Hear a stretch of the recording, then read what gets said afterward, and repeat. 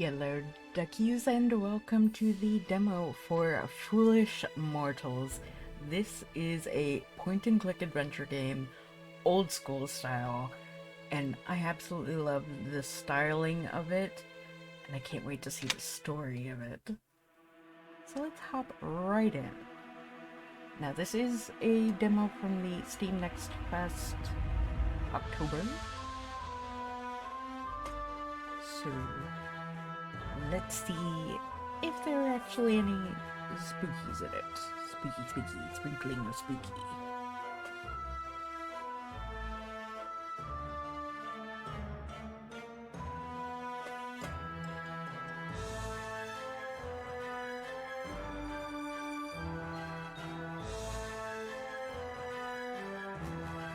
Love the music, but I may need to turn it down. We will find out as soon as we get past the actual, opening credits portion.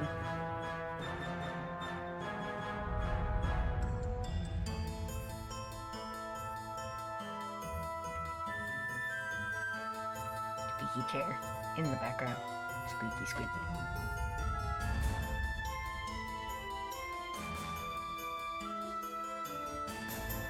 Ooh, mermaid.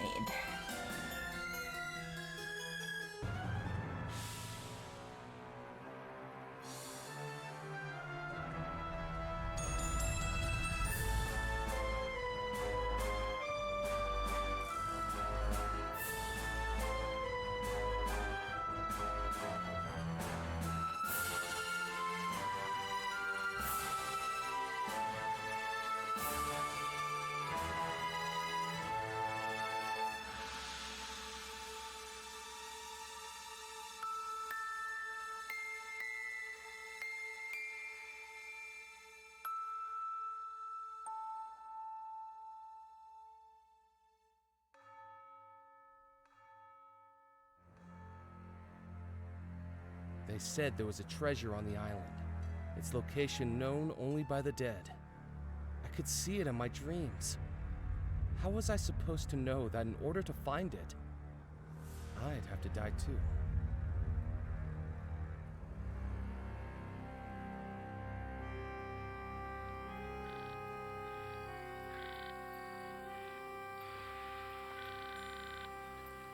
I'd prefer not to die, please.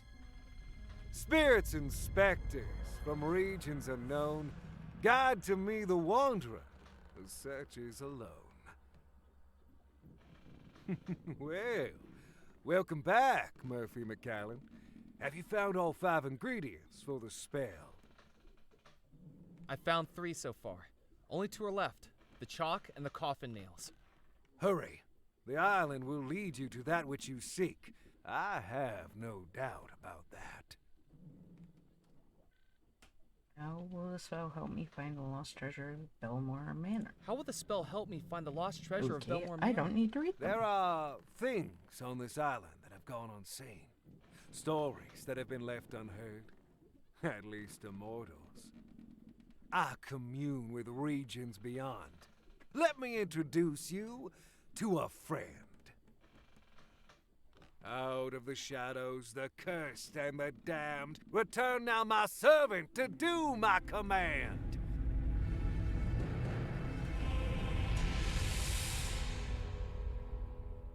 I have returned to you, Master. Loa, this gentleman wishes to find the lost treasure of Belmore Manor. Tell him how this can be done. Only inhabitants of the house know where the treasure lies. Their spirits still within its walls, trapped between life and death. To ask them, those spirits must be revealed on the mortal plane. And that is what our spell will do, Murphy.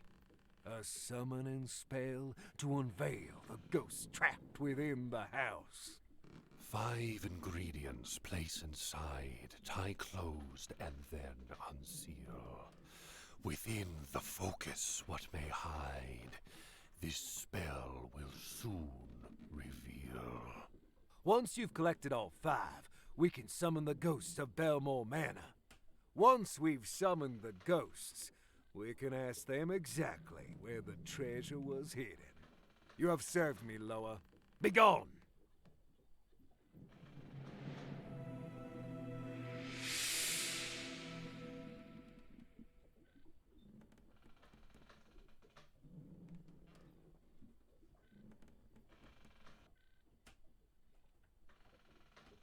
Who is the creature that you talked to?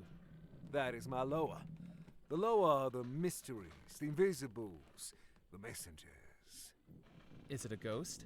No, they are the intermediaries between humans and the supernatural. There are 2 planes of existence, Murphy. The mortal plane and the spirit plane. Loas can move between them both, and with my powers, I can control them when they do. That is what we practitioners of the occult are adept at. Do you know what happened at Belmore Manor? You want to hear a ghost story, Murphy McCallum? I want to know everything I can about that house. Then listen closely. Dark magic runs throughout Belmore Manor. The house was built by the Belmore brothers, 3 merchants from England who made their fortune trading across the Caribbean. Xavier Belmore, an explorer, Yardley Belmore, an actor, and Cecil Belmore, a scientist. Their parents dead for many years. They each loved and cared for their young sister, Abigail. Abigail met a young sailor who worked aboard one of her brother's ships. And in less than a year, he proposed. The engagement was a scandal.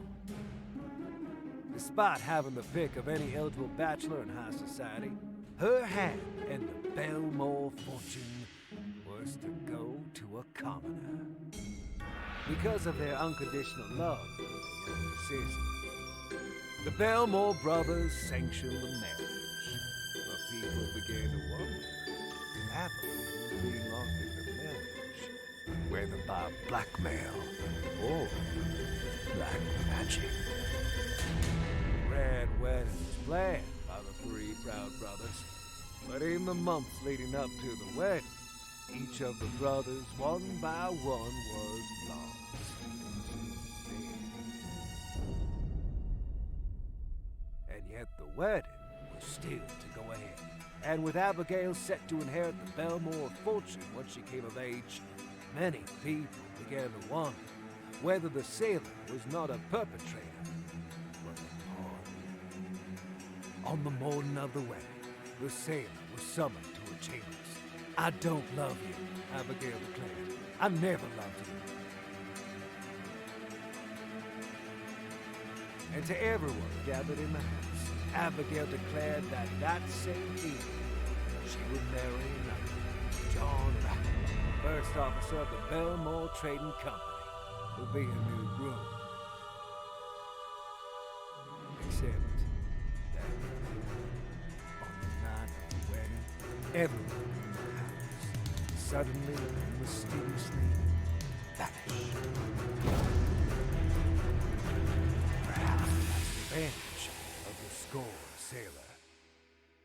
The house that night held a heart that would be broken, a victim who would be tricked, and a force that would unleash evil.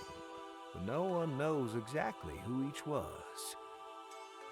If you want to find the treasure, Murphy, you'll have to find out. Mystery, mystery. How am I going to find the spell? How am I going to find the spell ingredients? Everything I've ever needed for my voodoo spells, I have found on this island. It's as though this island pulls the supernatural to it. Keep searching. Once that's complete, I will show you the final step of the spell.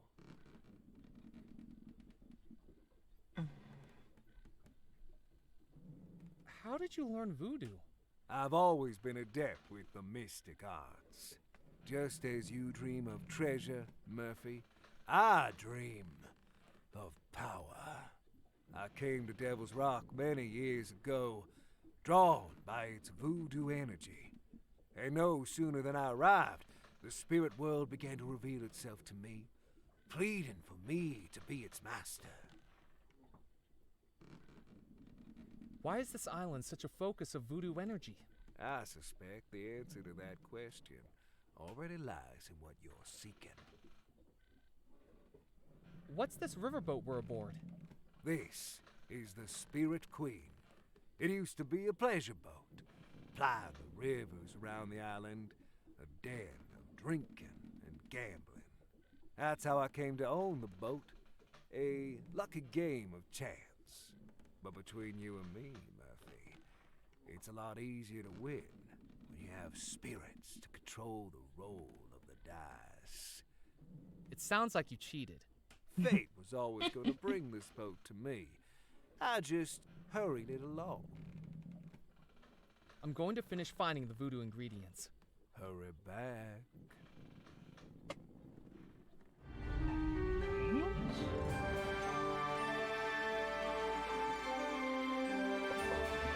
Squeaky chair, squeaky chair. Fitting with the season. Alright, let's see.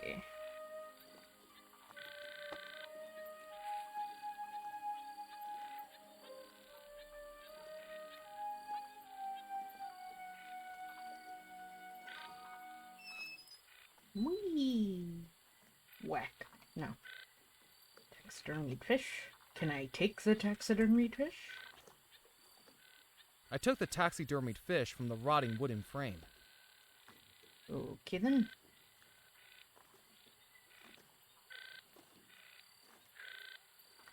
And as you guys can see, and as I said before, point and click. We all know I'm amazing. I jiggled the at handle, these. but the door was locked. With a bit of elbow grease, I pushed up the wooden window frame. Pressed against the inside wall was a dusty desk covered in spider webs, and on top it, one thing lay undisturbed, a small folded document which I picked up, along with an unintentional 8-legged companion. Yeah. Ugh. Get away, off, Ghost no, stories no, and haunted treasures I could handle, but spiders gave me the creeps. There was nothing else of interest in the shack. Okay. How do I... Oh.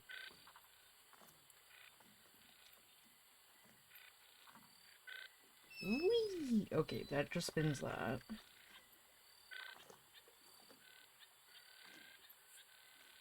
And again, that just spins that. Okay.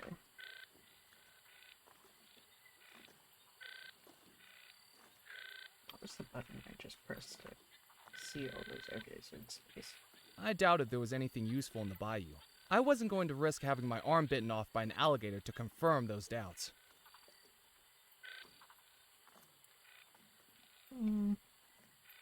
Why not? Okay, so we've currently got 2 locations we can go to, or 3 locations. Okay. Oh, well, hello. I couldn't see any way to open it. I scanned the headstones for anything of note, but didn't know what I was searching for. I scanned the heads.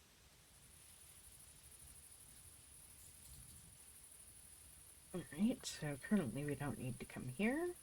But now we know that's the graveyard. Walking into the port town of Dead Nettle, I could sense its history in every stone, brick, and plank. Echoes of merchant ships loading and unloading all manner of cargo from expeditions throughout the Caribbean. Gold and treasure that may still lie hidden on the island.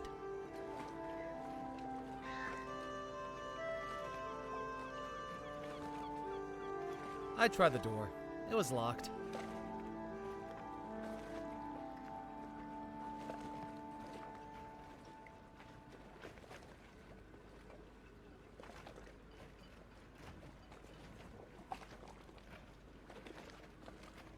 Gruff mumbles emanated from inside the puppet theater. Obviously, preparation for tonight's show was already underway. The sign read, "The Fantastic Fantaccio Brothers will be performing tonight. People of all ages welcome. Donations welcome even more so."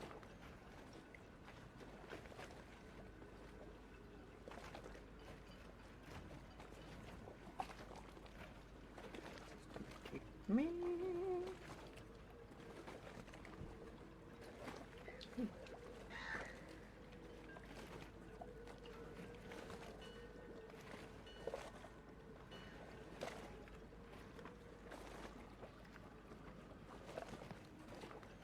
The poster advertised billiards at the Captain's Club, with 3 billiard balls and 2 cues framing a cube of billiard chalk.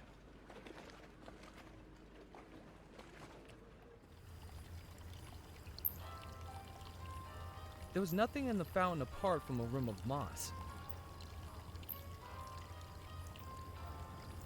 I glanced at the ledger on the podium. It was mostly empty, and the few entries there didn't seem of any interest. "Good evening." He looked past me like I was invisible, as though if he ignored me hard enough, there was a chance I'd disappear.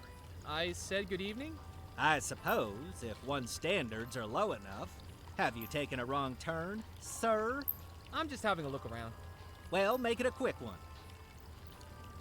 Who are you? My name is Felix Greer, maitre d', bartender, and acting manager of the Captain's Club, when Mr. Perkins has his night off. And who, pray tell, are you? Murphy McAllen. I'm looking for the lost treasure of Belmore Manor. Oh, goody, another young adventurer seeking fame, fortune, or some combination of the two. Just what Dead Nettle's been lacking for local color. What is this place? This, sir, is the Captain's Club, a private members club for current and retired sea and riverboat captains. We are highly exclusive. Are you a captain? He asked with a smugness that told me he already knew the answer. I thought not. Then may I recommend a swift exit? You'll find a convenient egress approximately 180 degrees to starboard.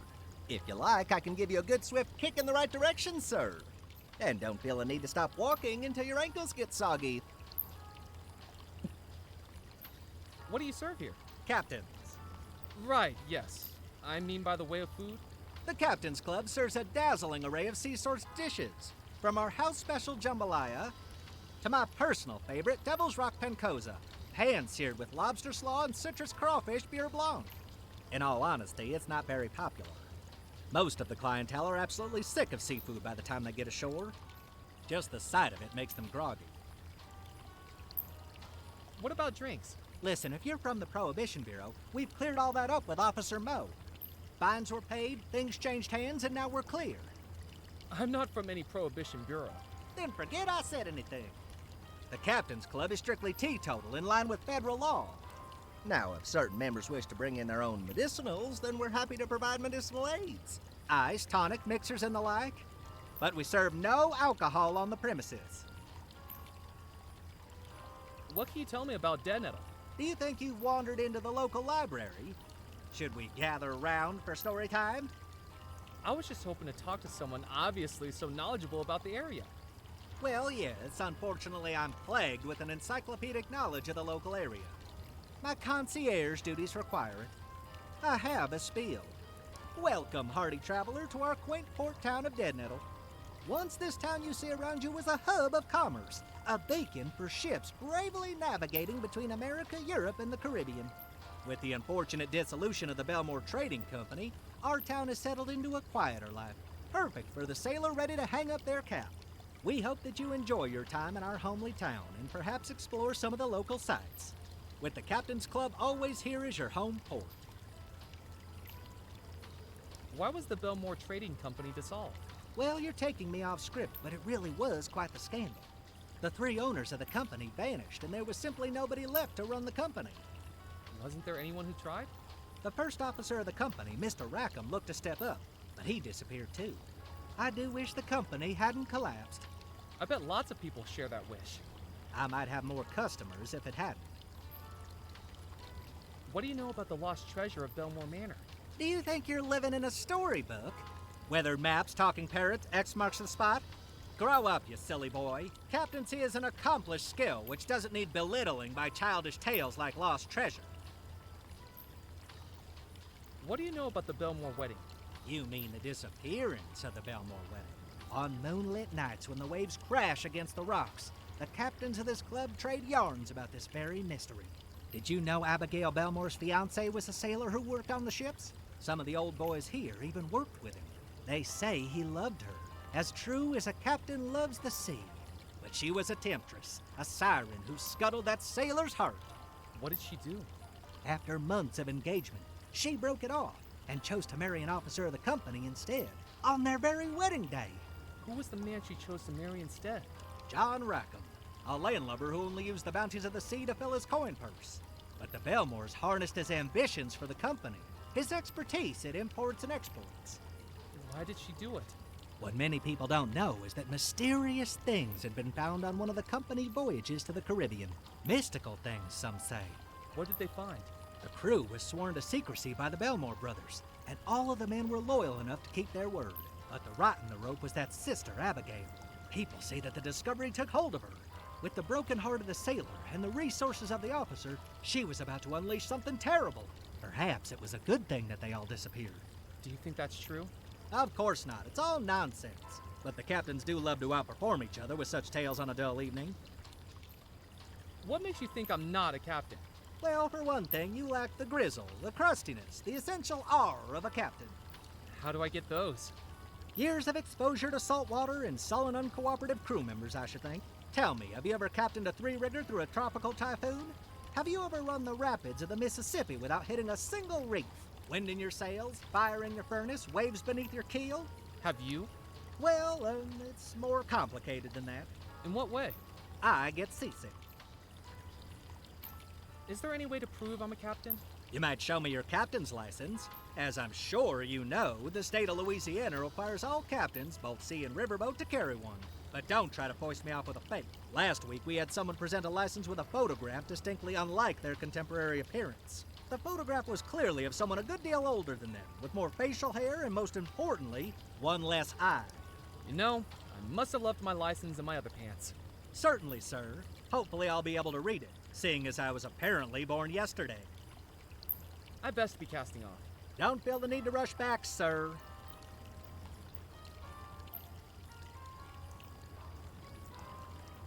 You can't go up there. It's for members only. I just want to see the statue. How dare you?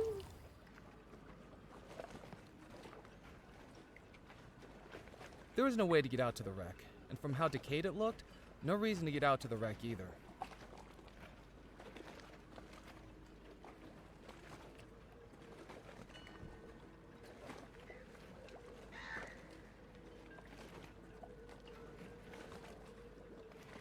Nothing else was of interest.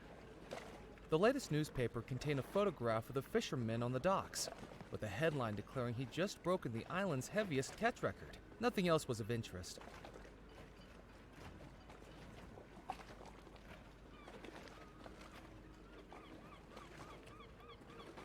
The fishing net was so worn it looked like it might fall apart at any moment. It wasn't going to be of any use to me.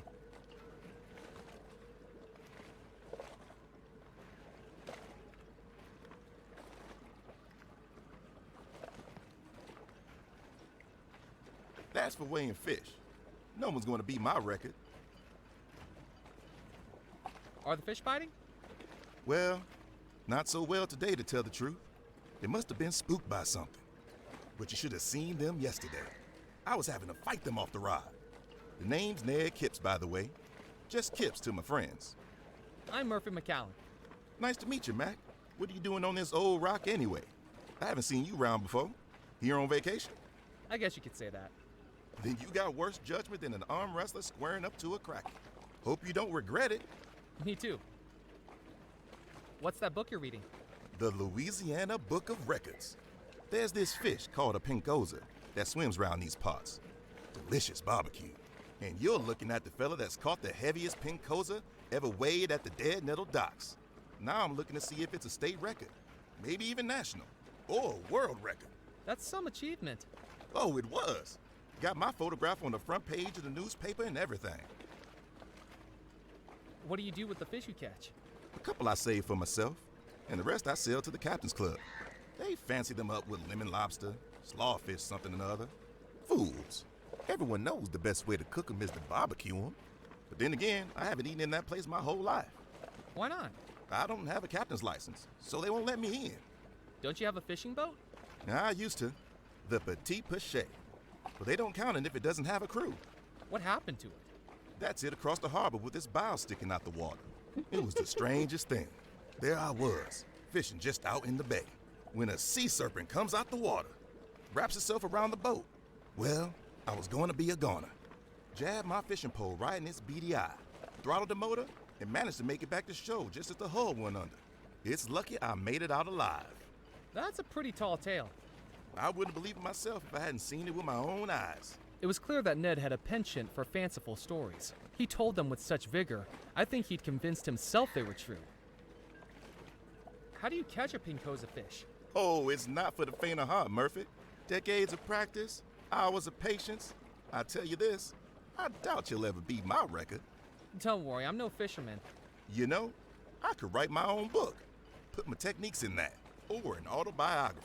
Sea serpents, kraken, sunken treasure. I just need a snappy title, something exciting, something dangerous, something that'll get the book picked up off a shelf. I know. Fish and Kips. That'll work. Oh, man. I'm looking for the lost treasure of Belmore Manor. Well, I've heard a tall tale or two, but even I'm not spending my time looking for that. It's been lost for 30 years now. Lost means it's still ready for finding. I've traveled every waterway on this island, and I haven't even seen a hint of it. It could be at the bottom of the ocean for all I know. And I've found a few treasures in my time. French treasure, British treasure, pirate treasure, but no Belmo treasure. Do you still have those treasures? Well, I had to hide them again. Give someone else a chance to find it. I wouldn't believe it myself if I hadn't seen it with my own eyes. What do you know about the disappearance at Belmore Manor? Now there's a tale to tell. You know about Miss Belmore? The bride engaged to the sailor? I heard she was having an affair, getting up to no good with this fellow called John Rackham. He was one of the Belmore Company's higher-ups. Anyway, sailor catches wind of it and tricks Rackham into giving the lady a gift. That's what caused everything to go topsy-turvy. What was the gift? Call me a liar, but there are places in the Caribbean that trade things more elusive than gold. Ungodly things. Is that what you think caused the disappearance? What else could it be? What can you tell me about Miss Belmore? Ah, Abigail. More beautiful than a mermaid, and twice as fishy. Seems like such a nice girl, too. Until the affair. It seems so unlike her. What about the sailor? Don't know much about him. Never met the fella. I never got involved in the dock work, to tell the truth. Always preferred to sit with my fishing pole and fend for myself. We all figured that Abigail being in love with him and everything. He must have been fine folk. I think we were wrong. Poor Rackham, though. He was wronger still. I'm a business guy myself. Get the product, sell the product. Nothing wrong with bringing home the bacon. But he brought back trouble, and he paid the price. I suppose it was a mistake for him to get involved with Abigail. It's risky mixing business and pleasure. Catch you later, Ned. See you around, Mac.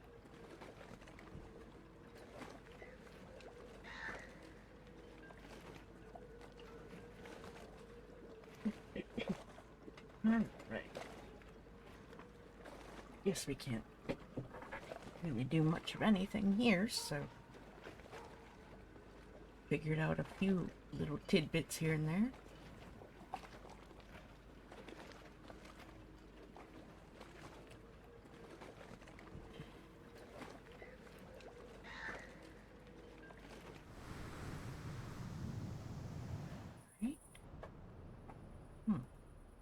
From the gathering moss and rust, it was clear the patio set hadn't been used in decades.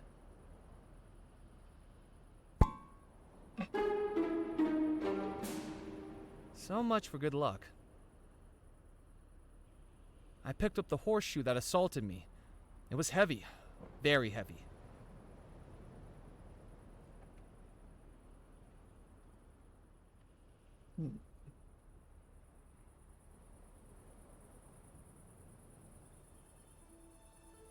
There's the manor. Framed by trees and lit by moonlight, Belmore Manor stood imposingly in the still night air. Even without lights on, it felt like something inside the house was calling me, or warning me. I wasn't going to wade into the pond.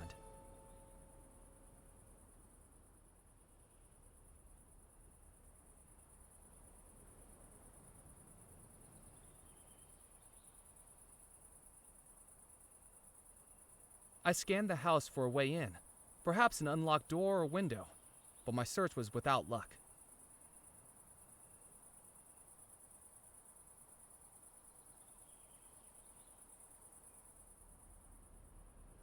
Okay. Apparently that just loops back.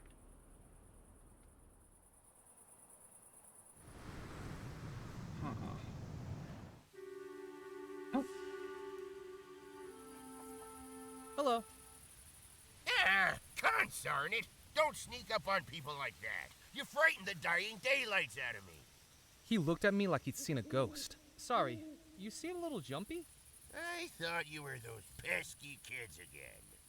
Kids don't seem like a reason to be scared. They're little terrors. I'm sure they're gonna give me a heart attack.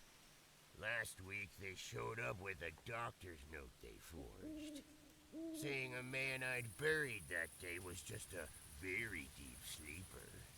7 hours I was out here digging him up, at my age! And was he sleeping? Dead as a dodo, just like those kids will be if I get my hands on them. My name's Murphy McAllen. I've just arrived on the island. Well, welcome, Mr. Murphy. I'm Edgar Kettle, gravedigger, undertaker, coffin maker, and anything else that needs doing to keep this cemetery running. I'm looking for the treasure of Belmore Manor. Another treasure hunter. Well, let me tell you something, young man. Don't even think about digging up my graveyard.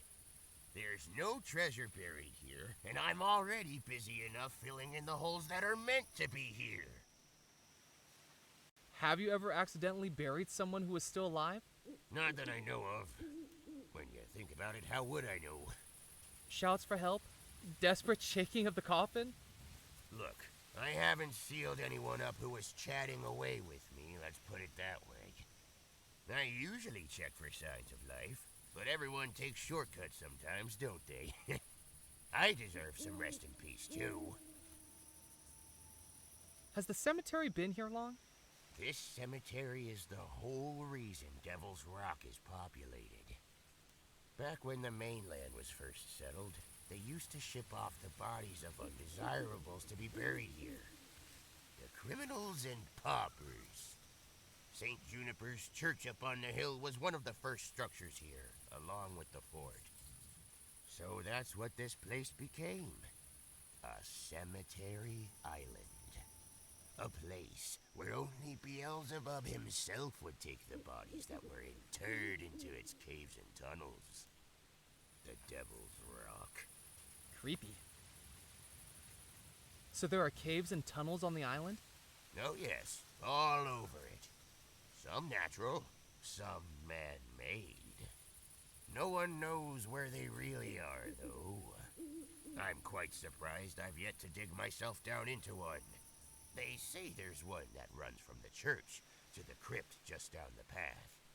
An old escape route. But I've never been in there. Do you know anything about the disappearance at Belmore Manor? I think it's important to leave the dead to rest in peace. But what if they're not in peace? Well, I think there's more to that story than meets the eye. You know the 3 brothers went missing, right? Well, if you ask me, I think Abigail Belmore was behind it.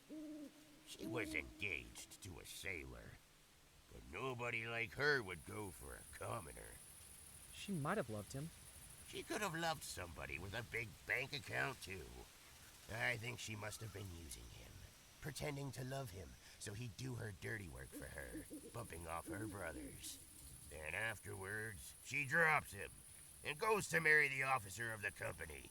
Fiendish. Those are some pretty serious allegations. Just a feeling, that's all. I don't have any evidence. But when you work with cadavers, you kinda get a sixth sense about things. People killed in mysterious circumstances. Like you can tell when someone's sneaking up behind you. You actually seem to have trouble with that. Wise guy. What do you think was behind the disappearance? Well, the sailor must have found out he was being manipulated, mustn't he? Done something to get his revenge. What do you think the sailor did to get his revenge? Nobody knows. But in his contracts to the Caribbean, he could have come across something fiendish. All we know is that everyone in that house disappeared. And to tell you the truth, I'm quite relieved they did. Why's that? Because if they'd not disappeared, it would be this old fool who'd have had to bury them. Saved me a good amount of work. Have you got any spare coffin nails? No, I don't got any to spare. I have to buy these out of my own pocket. Do you know how much the parish gives me per burial nowadays? A pittance. The roof's leaking, my table's broken. I've used floorboards to build some of the coffins. Take my advice. Don't go into this line of work. I'm telling you, undertaking's a dying business. Do you not find working in a graveyard a little eerie? Why would it be eerie? I don't know. Ghosts, maybe? I don't like to think about ghosts. Why not? Because they'd be bad for business. I have my work cut out here with the dead as it is. Imagine if they came back asking for a refund. What are you working on? This is just a pauper's coffin the parish is funding. Lock 'em in lumber, leave 'em to slumber. That's what I call it. No frills. This'll end up 5 feet under by the end of the night. I thought it was supposed to be 6 feet. You're not the one doing the digging. 5 feet means I get a tea break. Why are you out here working so late? The funerals take place in the morning, and I prefer to be tucked up in my bed. I don't like those early funerals. I'm not a morning person. Do you think I could fit inside the coffin? Probably not. The gentleman inside might make it a bit of a squeeze. You mean there's a dead guy inside there? There better be.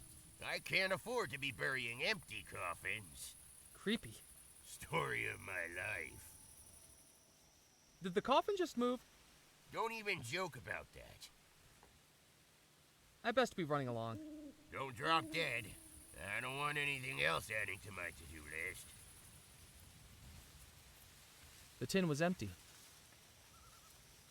The coffin lid had been nailed down securely. I wasn't going to be able to open it.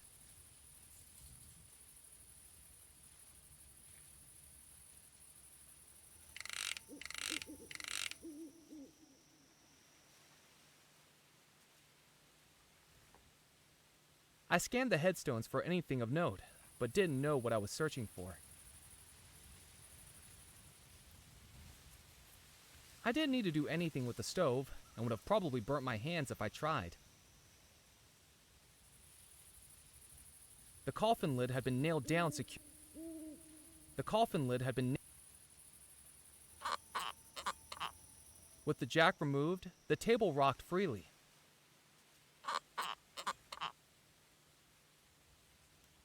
A coffin sat upon a rickety look. Hello, Edgar. Ah, I best be running along. goodbye.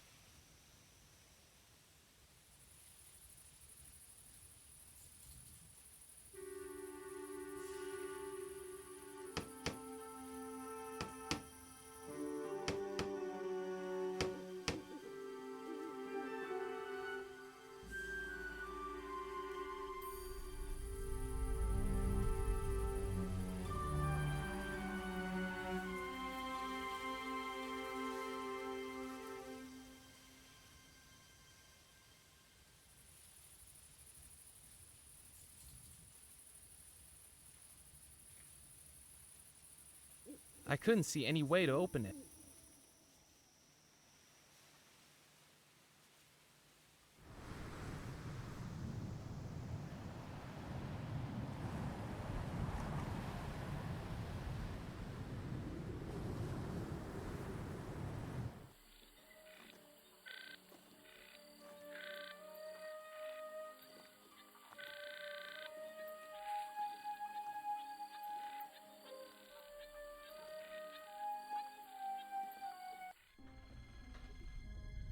You've returned. Have you found old... Not yet. I'm going to... Hurry. I don't remember what they are. I know coffin nails.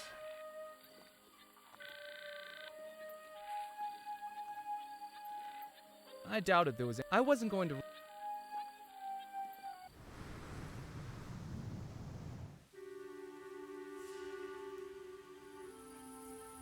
Hello, Edgar. Hey! I best be running along. Goodbye.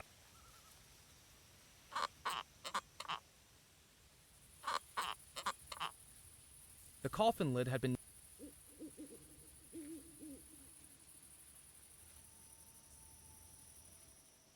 The tin was empty.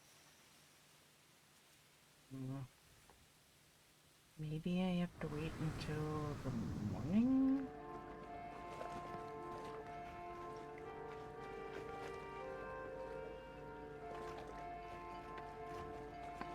Wait, was that door open before? Good evening, kid. Hello again. Catch you later. See you around. I don't think that door was open before. You! Stop right there! What's your name? Murphy McAllen. I haven't seen you before. What's your business? I'm just visiting. Why do you need to know? Because your business is my business, and my business is news. I'm Evelyn Stoker, editor of the Juniper Parish Gazette. No misdeed left unshared, no drama left unmonetized. Come on, work with me here, Murphy. I need something juicy. Committed any crimes? Uncovered any affairs? Any deep, personal secrets to reveal? The honest-to-God truth. No. I need a good story. I can't always let something minor like the truth stand in the way of that.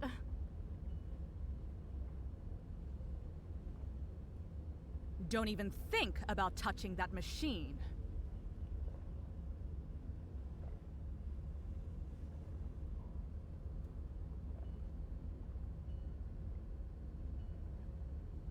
I wasn't going to get ink all over... Hey, you can't come back here. Sorry. There was no way I was going to get past the newspaper editor to get... Besides, I didn't know how to... Yes? Hi. What are you working on? Listen to this. An innocent victim's domesticated canine has been suddenly and mysteriously ripped away from them by fate. Its location and intentions are unknown. Wait, are you talking about a lost dog?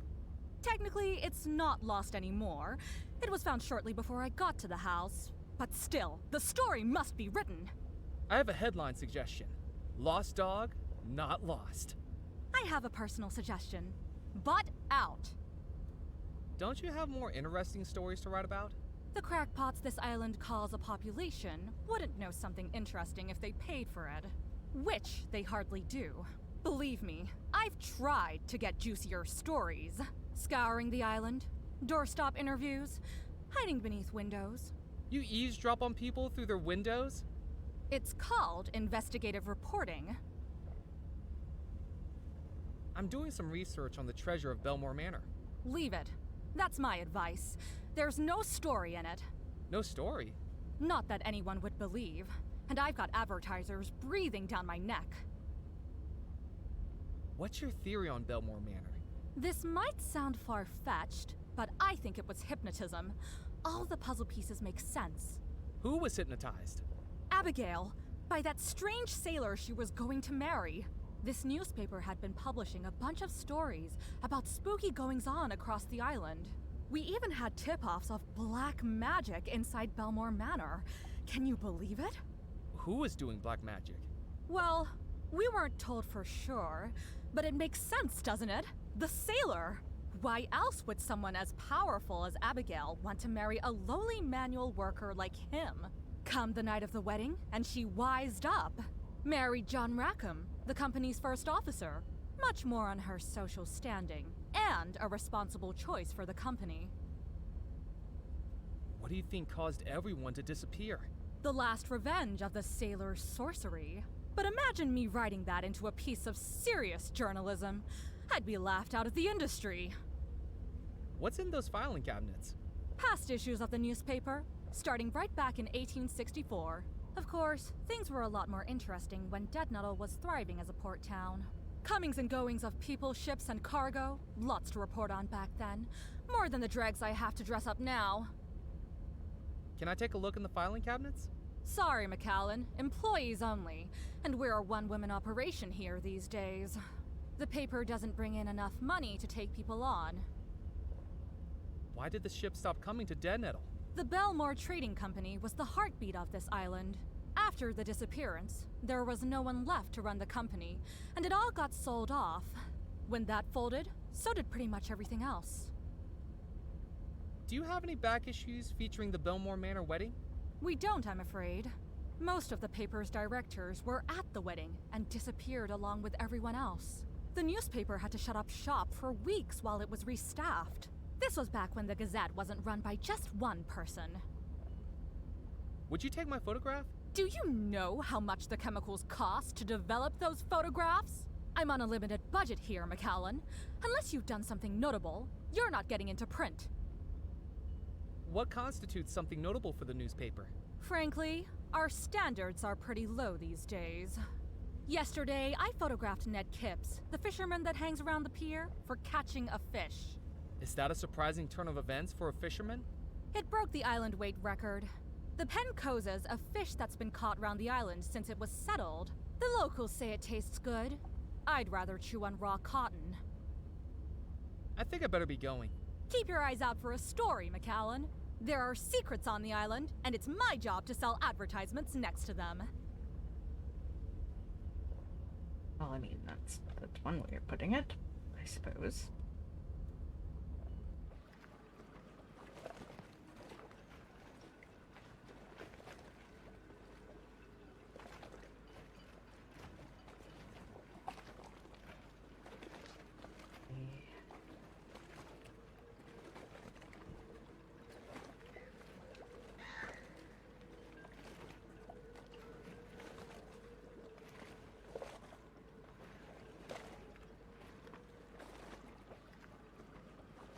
I tried the door.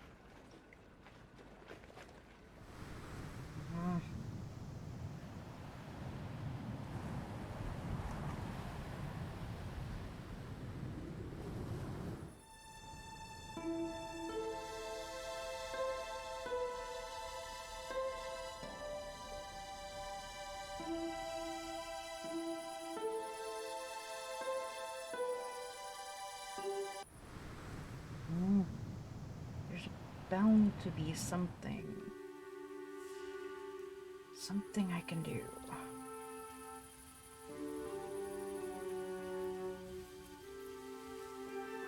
I scanned the headstones for anything of note, but... I scanned the heads...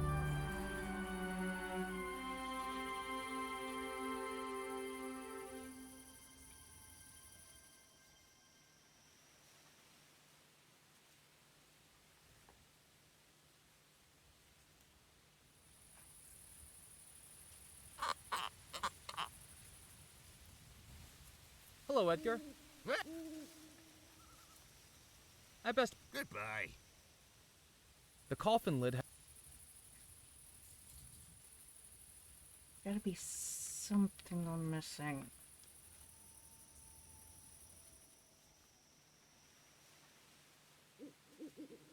The tin was empty. A rusty tin can sat on the...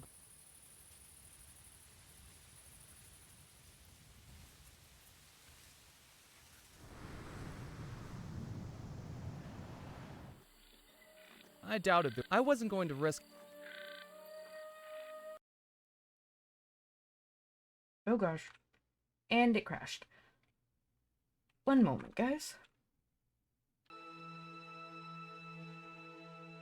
Alright, guys. So, I brought the game back up, and, yeah.